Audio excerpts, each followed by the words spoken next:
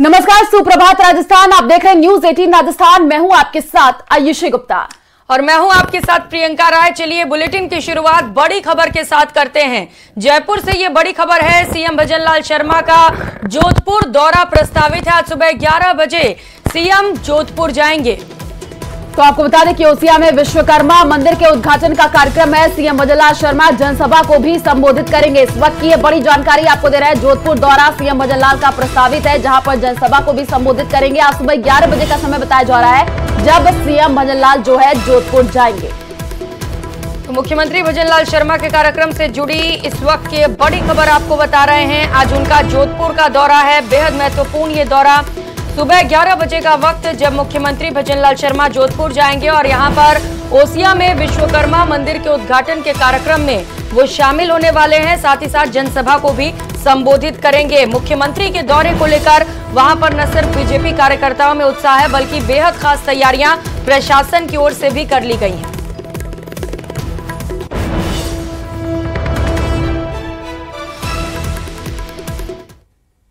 और बड़ी खबर आपको बता दें, सतीश पूनिया आज बाड़मेर जालौर दौरे पर रहने वाले हैं। सर्किट हाउस में कार्यकर्ताओं से मुलाकात करेंगे।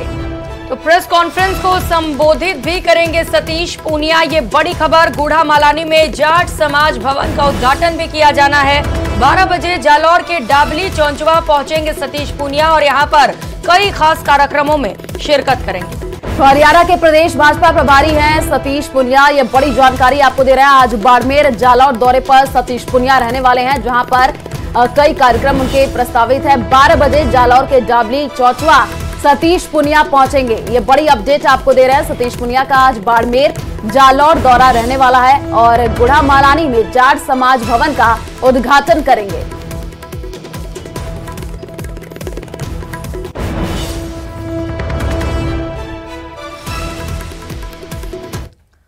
और करेंगे अगली खबर का। राजधानी जयपुर में कांग्रेस अनुशासन समिति की बैठक हुई और जिसके बाद अनुशासन समिति के अध्यक्ष उदयलाल आंजना ने कहा कि समिति के सामने कुल 22 शिकायत मिली हैं और ज्यादातर शिकायतें विधानसभा और लोकसभा चुनाव में भीतरघात से जुड़ी बताई जा रही हैं। इन सभी शिकायतों पर समिति ने गंभीरता से मंथन किया और गहराई से सभी सबूतों को देखा गया है और शिकायतों के आधार पर अनुशंसा रिपोर्ट तैयार की गई है, जिसे पीसीसी चीफ गोविंद सिंह डोटासरा को भेजा गया, जिस पर वो एक्शन लेंगे।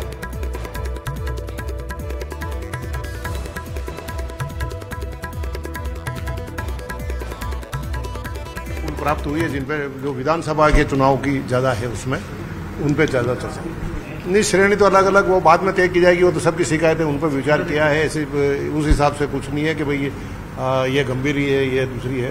किन किन क्षेत्रों से आई हैं? पूरे राजस्थान से आई है। राजस्थान में कौन कौन से विधानसभा लोग? नहीं, वो नामजद सूची तो वो याद नहीं रही। 22 का नाम तो एक साथ याद नहीं हो पा रहा है, लेकिन 22 वो कोई पता नहीं, जरूरी नहीं। वो तो हमारा गोपनीय मामला है। जब कार्रवाई हो गया अध्यक्ष जी के पास रिपोर्ट चली जाएगी, उस समय बता देंगे। किस तरह की शिकायत?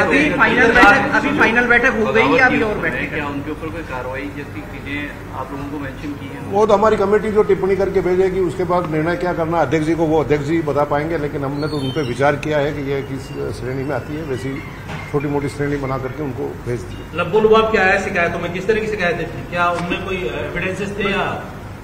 चुनाव में जिस प्रकार की शिकायतें होती कि मेरे साथ खिलाफत काम किया, मेरे को हराने का प्रयास किया, मेरे साथ ये किया वो किया, साथ में नहीं आए, मीटिंग में नहीं आए, इस प्रकार की शिकायतें हैं। जो भी शिकायत आई है विधानसभा चुनाव की और सांसद चुनाव दोनों की शिकायतें आई हैं और उसपे जैसे कुछ लोगों ने प्रूफ भी भेजा है कि किस तरह से पार्टी के विरोध में जिन्होंने काम किया है उनके खिलाफ हमने जो भी कमेटी ने बैठ करके निर्णय लेकर के हम अनुशंसा करके और अध्यक्ष महोदय को उसको भेज रहे हैं और उस पे हमने निर्णय ऐसा आपस में डिस्कस कर लिया और जहां से पता हमें लग ही जाता है सब आदमी को कि कौन पार्टी के खिलाफ इस तरीके का कार्य कर रहा है, तो वो हमने पूरी तैयारी करके और अध्यक्ष जी को अभिशंसा। और हाथरस हादसे के मुख्य आरोपी देव प्रकाश मधुकर को कोर्ट में 14 दिन की न्यायिक हिरासत में भेजा है।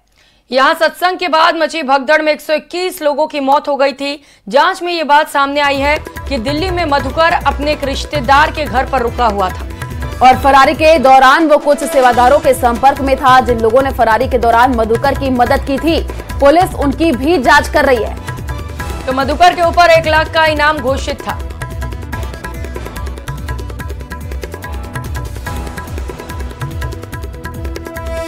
तो देव प्रकाश मधुकर, जिसे अब गिरफ्तार किया गया है, मुख्य आरोपी बताया जा रहा है, जिसके ऊपर इनाम भी घोषित किया गया था। आपको बताते चले कि भगदड़ में 121 लोगों की मौत हो गई थी और लगातार उसके बाद से आरोपी की तलाश की जा रही थी। अब लगातार एक एक कर कई बड़े सवाल आरोपी से पूछे जा रहे हैं। ग्राफिक्स के माध्यम से आप सवालों की फहरिस्त देख सकते हैं जिन्हें मुख्य आरोपी से पूछे जाने हैं। बिल्कुल, और देखिए इस मामले में जैसे जैसे जांच पड़ताल आगे बढ़ रही है, कई बड़े खुलासे भी हो रहे हैं, कई आरोपियों की गिरफ्तारी हो चुकी है और मुख्य आरोपी देव प्रकाश मधुकर की भी गिरफ्तारी हो चुकी है। तो बाबा साकार हरि का हर चेहरा बेनकाब हो रहा है और सबके सामने आ रहा है। आपको बता दें कि उसकी लैविश लाइफ, आलिशान आश्रम और आश्रम के स्पेशल इंतजामात, एक ऐसा ही खुलासा उसे अलवर आश्रम को लेकर के भी हुआ है। आश्रम के आसपास रहने वालों का दावा है कि वहां किसी भी स्थानीय आदमी को घुसने तक नहीं दिया जाता था। बाबा के इस एकांतवास में सिर्फ लड़कियां और औरतों को ही इजाजत थी, ऐसा दावा है अलवर के लोगों का। इस रिपोर्ट में देखिए।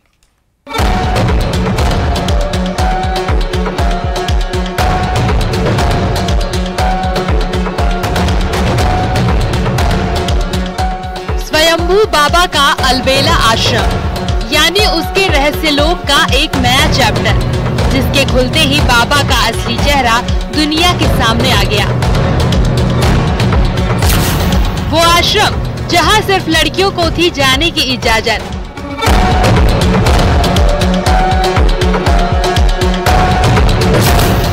मैनपुरी से लगभग 303 किलोमीटर दूर राजस्थान का अलवर जिला।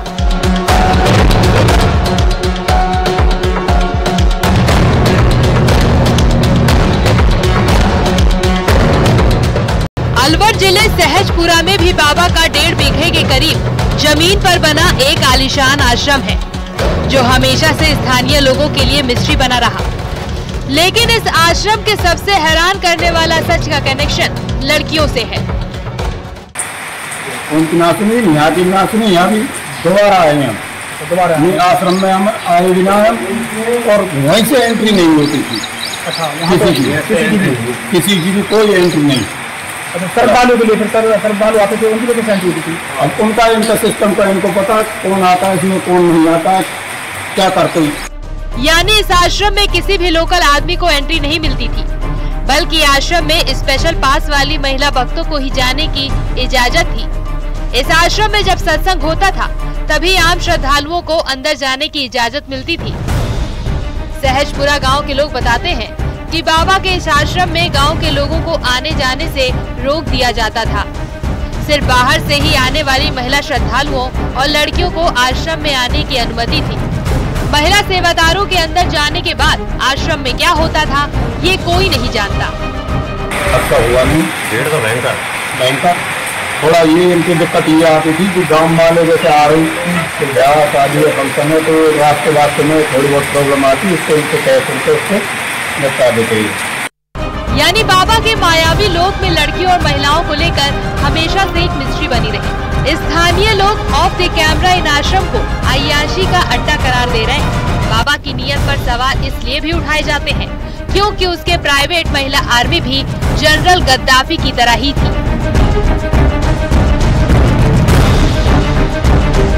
मीडिया रिपोर्ट्स में सूरजपाल जाटव के पूर्व सेवादार रहे रंजीत सिंह के दावे से कई सनसनीखेज सच उजागर हुए हैं।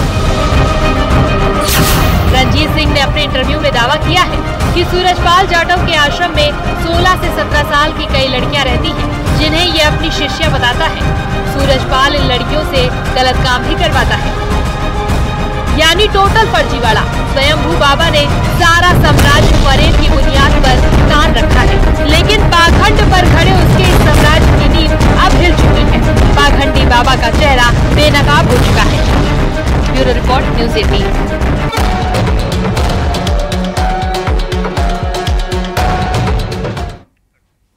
और जम्मू कश्मीर के कुलगाम से बड़ी खबर सामने आ रही है। सुरक्षा बल और आतंकियों के बीच मुठभेड़ हुई है। मुठभेड़ में अब तक 4 आतंकी ढेर हो गए हैं। मुठभेड़ में A+ कैटेगरी का बड़ा आतंकी कमांडर भी ढेर हुआ है। सुरक्षा बलों को बड़ी सफलता मिली है। हिजबुल मुजाहिदीन का कमांडर ढेर हो गया। ऑपरेशनल कमांडर बताया जा रहा है, जिसे सुरक्षा बलों ने मार गिराया है। तो ये बड़ी जानकारी आपको दे रहे हैं। कुलगाम में सर्च ऑपरेशन जारी है। मुठभेड़ में अब तक 4 आतंकी ढेर हो चुके हैं। जम्मू कश्मीर के कुलगाम से ये बड़ी जानकारी, जहां पर हिजबुल मुजाहिदीन का ऑपरेशनल कमांडर जो है वो मारा गया है। और सर्च ऑपरेशन अभी भी लगातार वहां पर जारी है। लगातार जम्मू कश्मीर का कुलगाम का वो इलाका जहां पर सुरक्षा बलों के आतंकियों से मुठभेड़ देखी जाती है। और इसी बीच ये बड़ी खबर है जहां पर सुरक्षा बलों को बड़ी सफलता हाथ लगी है और यहां पर 4 आतंकियों को ढेर कर दिया गया है। अभी भी कुछ आतंकियों के छिपे होने की सूचना मिली और ऐसे में चप्पे चप्पे पर सुरक्षा बलों की तैनाती है और अलग अलग टेक्निक्स के जरिए उन्हें ढूंढने की भी कोशिश सुरक्षा बलों की ओर से की जा रही है। तो फारूक अहमद भट्ट था ऑपरेशनल कमांडर। ये बड़ी जानकारी आपको दे रहे हैं। कुलगाम में सर्च ऑपरेशन अभी भी जारी है। जम्मू कश्मीर से ये बड़ी जानकारी, जहां पर मुठभेड़ में अब तक 4 आतंकी ढेर हुए हैं। सुरक्षा बल और आतंकियों के बीच ये मुठभेड़ हुई। और झुंझुनू के नवलगढ़ से बड़ी खबर सामने आ रही है जहां पर जिला अस्पताल के ऑपरेशन थिएटर में आग लगने की सूचना है। आग लगने से अस्पताल में हड़कंप मच गया और पास के वार्ड में महिलाएं और बच्चे भर्ती हैं। अस्पताल की लाइट गुल हो गई और हर तरफ धुआं हो गया। तो अस्पताल परिसर के अंदर से तस्वीर आप देख पा रहे हैं। जिला अस्पताल का ऑपरेशन थिएटर जहां पर आग लगी। फिलहाल ये पता नहीं चल पा रहा है कि आखिर ये आग कैसे लगी, लेकिन देखिए तस्वीरें किस तरीके से पूरे अस्पताल में धुआं, आसपास लोगों का इलाज भी चल रहा था और ऐसे में अफरा तफरी का माहौल भी दिखाई दिया। तो आग लगने से अस्पताल में हड़कंप मच गया। झुंझुनू के नवलगढ़ से ये जानकारी आपको दे रहे हैं और तस्वीरें भी दिखा रहे हैं। आप देखिए कि आग कैसे यहां पर जो है बढ़ती चली गई और उसके बाद से अफरा तफरी का माहौल भी मच गया। अभी तक ये पता नहीं चल पाया कि आग किस कारण लगी है। पास के वार्ड में महिलाएं और बच्चे जो है वो भर्ती है। तो अस्पताल की लाइट गुल हो गई और हर तरफ धुआं हो गया। हालांकि बड़ी राहत की बात यह है कि फिलहाल जनहानि को लेकर कोई सूचना नहीं है। और बड़ी जानकारी आपको दे दें, नगर भ्रमण पर निकलेंगे भगवान जगन्नाथ। आज भगवान जगन्नाथ की रथ यात्रा निकलेगी। तो अहमदाबाद, पुरी और उदयपुर में रथ यात्रा निकलेगी, जिसे लेकर बेहद खास तैयारियां कर ली गई हैं। पुरी में भगवान जगन्नाथ की यात्रा में राष्ट्रपति द्रौपदी मुर्मू हिस्सा लेंगी। तो अहमदाबाद में गृह मंत्री अमित शाह ने मंगला आरती भी की। यह बड़ी जानकारी। नगर भ्रमण पर जो है भगवान जगन्नाथ निकलेंगे। आज उनकी रथ यात्रा निकलने वाली है। तस्वीरें भी हम आपको टीवी स्क्रीन पर दिखा रहे हैं और खास तैयारियां भी की गई हैं। अहमदाबाद में गृह मंत्री अमित शाह ने मंगला आरती की है, जिसकी तस्वीरें हम आपको टीवी स्क्रीन पर दिखा रहे हैं। तो भगवान जगन्नाथ नगर के भ्रमण पर निकलेंगे और इसे लेकर खास तैयारियां की गई हैं। भक्तों में भी जबरदस्त उत्साह है, क्योंकि कहा जाता है कि भगवान जगन्नाथ बीमार हो जाते हैं और ठीक होने के बाद वो नगर भ्रमण पर निकलते हैं, जिससे कि वो अपने नगर में क्या कुछ चल रहा है इसे देख सके। आपको बताते चले कि इसे लेकर भक्तों में गजब का उत्साह रहता है और कई दिनों से इसे लेकर वो तैयारियां कर रहे होते हैं। आज वो दिन है जब भगवान जगन्नाथ रथ यात्रा पर निकलेंगे और तस्वीरें आप देख पा रहे हैं गृह मंत्री अमित शाह के अहमदाबाद से, जहां पर उन्होंने सुबह सुबह मंगला आरती की। और राजस्थान से ये बड़ी खबर है, जहां पर बारिश का अलर्ट जारी हो चुका है। मौसम विभाग ने अलर्ट जारी किया है। जयपुर समेत कई जिलों में भारी बारिश का अलर्ट जारी कर दिया गया है। अगले 72 घंटे जो है अलर्ट मोड पर राजस्थान सरकार रहेगी। ये बड़ी जानकारी आपको दे रहे हैं, क्योंकि अब लगातार कई जगहों से ऐसी तस्वीरें देखने को मिल रही हैं, जल भराव की स्थिति देखने को मिल रही है, लोगों को परेशानी हो रही है। इसी को देखते हुए मौसम विभाग ने अब अलर्ट जारी कर दिया है। तो अगले 3 दिन बेहद महत्वपूर्ण रहने वाले हैं। आप सभी को भी सावधान रहना है, क्योंकि भारी बारिश का अलर्ट जारी किया गया है मौसम विभाग की ओर से। पिछले दिनों भी जो तस्वीरें सामने आई वो इस वक्त आप टीवी स्क्रीन पर देख पा रहे हैं, जहां पर बारिश के बाद हालात बेहद खराब नजर आए। कई जगहों से मुख्यमंत्री भजनलाल शर्मा को भी इससे जुड़ी शिकायतें मिली और इसके बाद कल वो खुद प्रदेश के दौरे पर निकले, जहां पर अलग अलग जगह जैसे कि न्यू सांगानेर रोड होते हुए अलग अलग जगहों पर पहुंचकर उन्होंने व्यवस्थाओं का जायजा भी लिया। मौसम विभाग ने अलर्ट जारी किया है। ये बड़ी जानकारी आपको दे रहे हैं और आपको बता दें कि ये तस्वीरें भी हम टीवी स्क्रीन पर दिखा रहे हैं। कई जगहों से ऐसी तस्वीरें आई है जहां पर कुछ वाहन फंस गए हैं, काफी लोगों को परेशानी भी हो रही है। और अगले 72 घंटे अलर्ट मोड पर राजस्थान सरकार जो है वो रहने वाली है।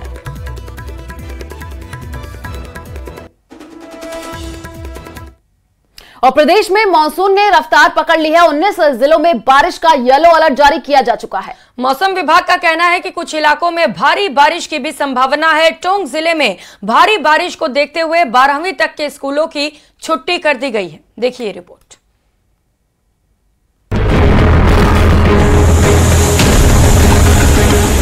प्रदेश में पानी का प्रचंड प्रहार, 19 जिलों में बारिश का येलो अलर्ट। लगातार बारिश से नदी नाले उफान पर।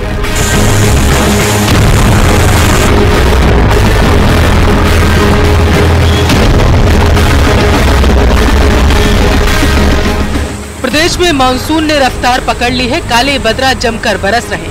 मौसम विभाग की माने तो आने वाले दिनों में झमाझम बारिश देखने को मिलेगी। भारी बारिश के बाद नदी नाले उफान पर हैं। बारिश एक तरफ गर्मी से राहत दे रही है तो वहीं दूसरी तरफ कई शहरों और कस्बों में जनजीवन पूरी तरीके से प्रभावित भी कर चुकी है।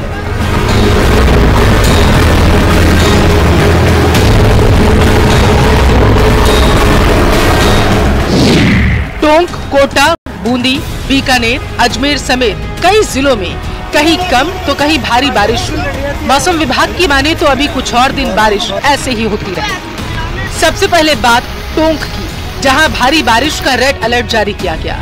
12वीं तक के स्कूलों की छुट्टी कर दी गई। सभी अधिकारियों की छुट्टी भी रद्द कर दी गई। टोंक की बनास नदी में भारी बारिश के बाद उफान पर आ चुकी है, जहां देर रात 30 लोगों का रेस्क्यू किया गया। वहीं टोंक से ही तेज बहाव के बीच ट्रक बहने की तस्वीर भी सामने आई।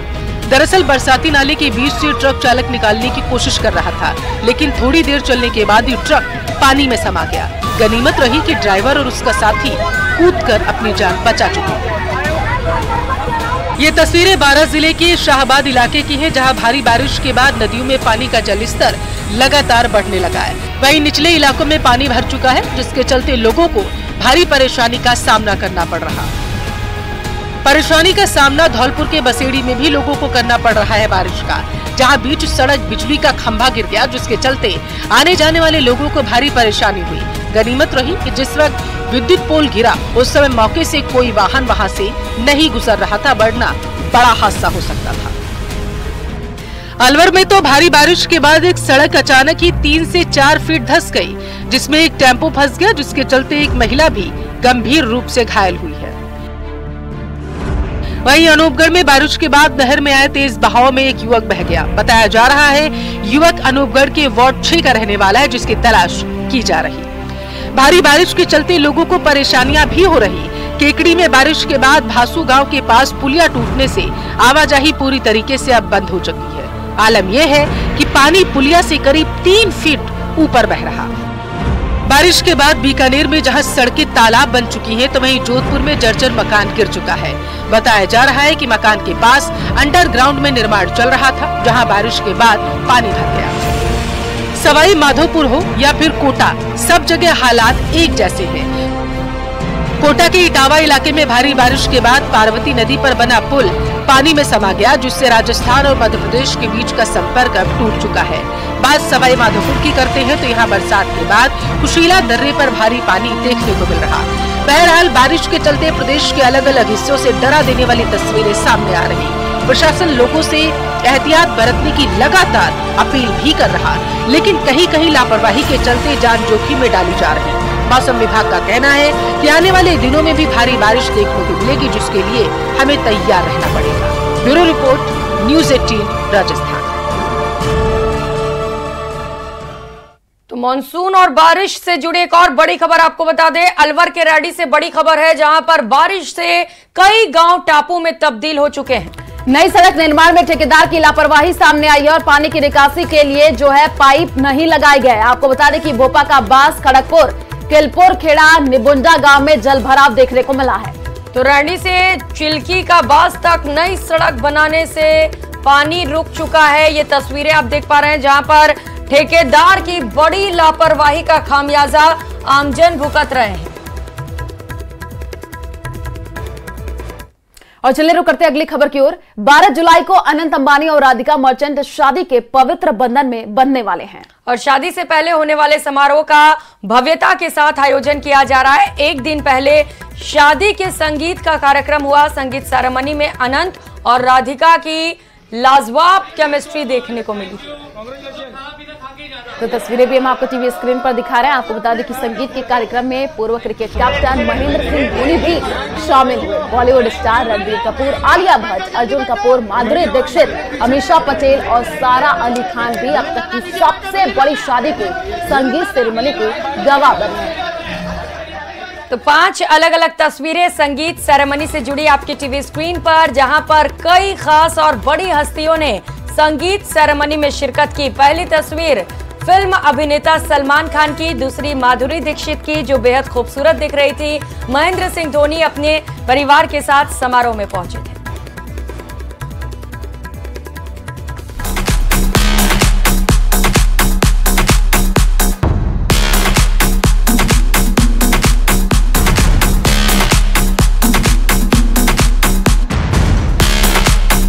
देश में सबसे भव्य शादी की तैयारियां जोरों पर हैं। 12 जुलाई को वो तारीख है जब अनंत अंबानी और राधिका मर्चेंट विवाह के पवित्र और खुशियों के बंधन में बंध जाएंगे और शादी से जुड़े समारोह उमंग और उत्साह से हो रहे हैं।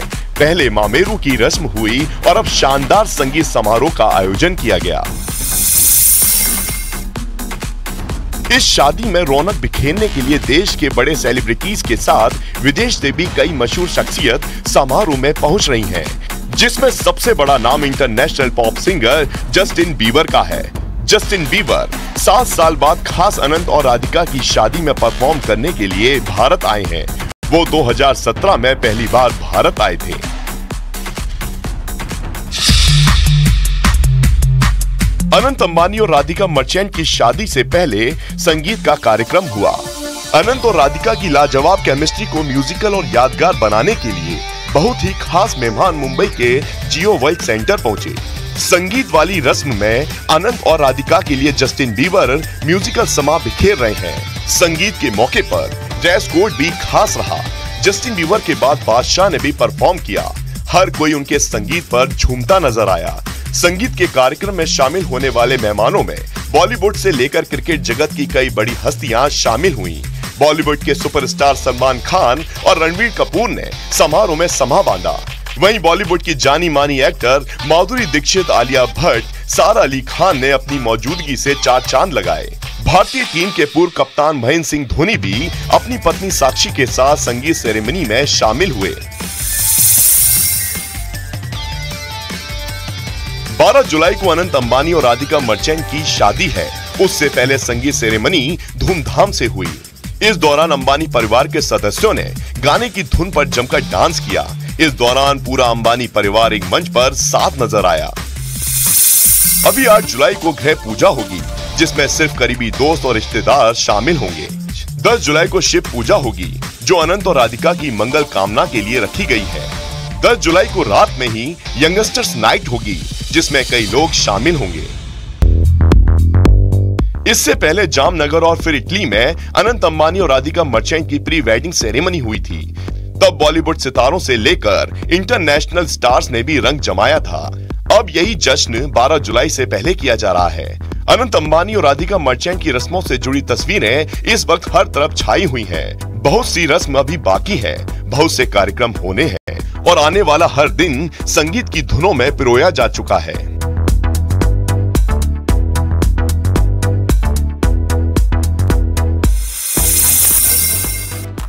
12 जुलाई को शादी है, जब अनंत और राधिका 7 फेरे लेंगे। इसके लिए दोपहर 3 बजे का मुहूर्त है। ये कार्यक्रम एंटीलिया में होगा।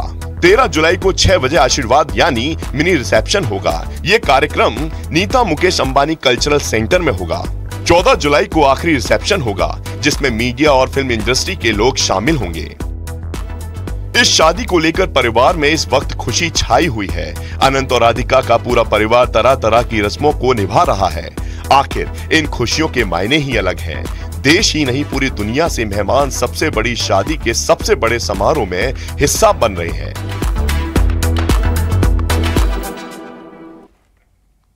और इस बुलेटिन में फिलहाल इतना ही, और आगे आपको दिखाएंगे 30 मिनट में 50 जिले। नमस्कार।